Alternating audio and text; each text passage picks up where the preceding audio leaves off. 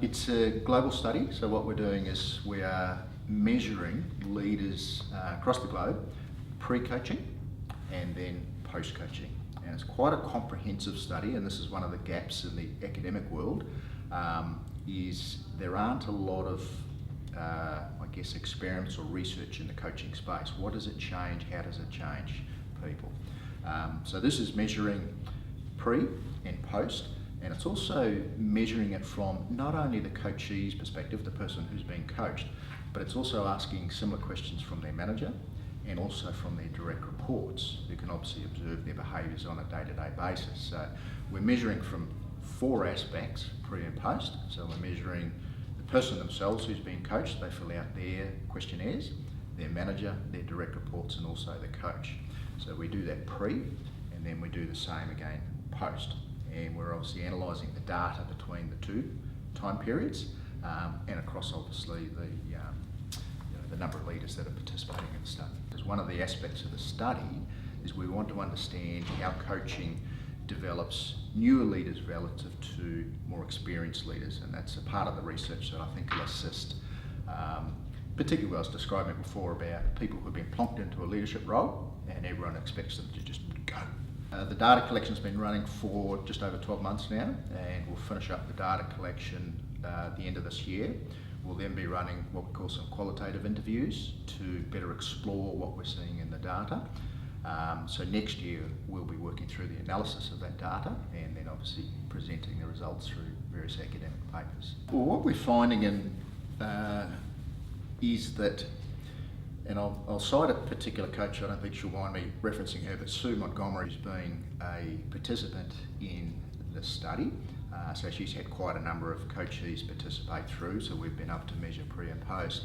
And what we've seen is that across all the measures we're measuring, which includes leadership behaviours, it includes leadership self-efficacy, so their confidence in leading others, measures emotional and social intelligence, and also their open-mindedness. So we're measuring quite a wide range of variables pre and post. And what we're seeing in her data is actually increases across all the variables in the study, which is a little unexpected. Didn't expect to see everything changing in that way. But in particular, 2 elements of leadership are really standing out, and that's the emotional and social intelligence. But there's a strong argument to say that EI, or emotional intelligence, is more important to leaders than what IQ is. So it's interesting to see that there are significant changes in that space in a positive sense. So that's the ability to basically get along with others and influence others, which is a huge part of leadership. It's, as I mentioned before, it's a maturing industry, so it's developing. What we're seeing though is some moves away from traditional coaching, and by traditional coaching I'm referring to a coach with a senior leader. So what we're seeing is some coaching being brought in at lower levels in the organisation and also at multiple levels in the organisation. So what coaching is doing in that sense is not only improving the individual leaders in their own leadership skills and abilities, but creating that coaching culture within the organisation. The other aspect we've seen, and again I'll reference Sue's data, is some significant increases in what we call leadership self-efficacy. And that's essentially meaning their confidence in their own leadership, the ability to lead others. And we know there's a lot of research and a lot of academic papers written in terms of the importance of having leadership self-efficacy to be an effective leader. Obviously, if you have confidence in your abilities, then you're more likely to be a strong leader or an effective leader.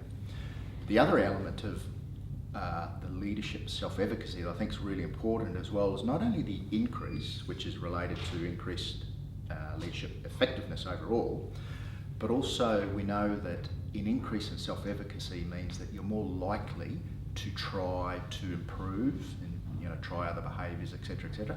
So part of the study was also measuring leadership behaviours, and I think, and this is one of the aspects we'll be delving into later in the year, but what we're thinking is happening is coaching is leading to an increase in someone's confidence, as an example, and understanding of their emotions and the effects on others relating to that.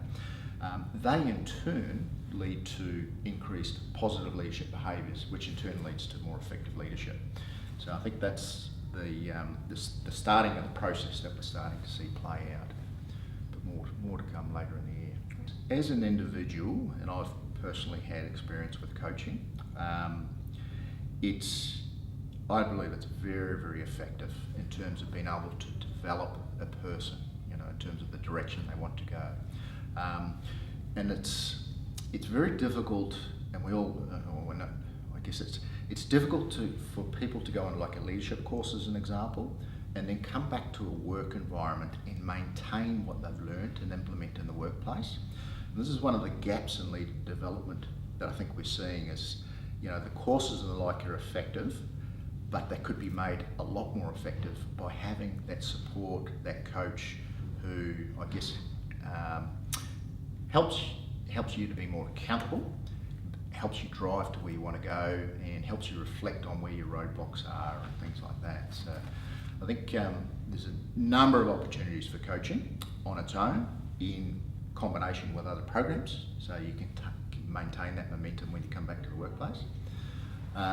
And the other is around, from an organisational sense, and I mentioned there about some organisations, or there's an increasing trend in coaching being brought in at multiple levels in the organisation to try and create a more open coaching style within their own leadership across their organisation.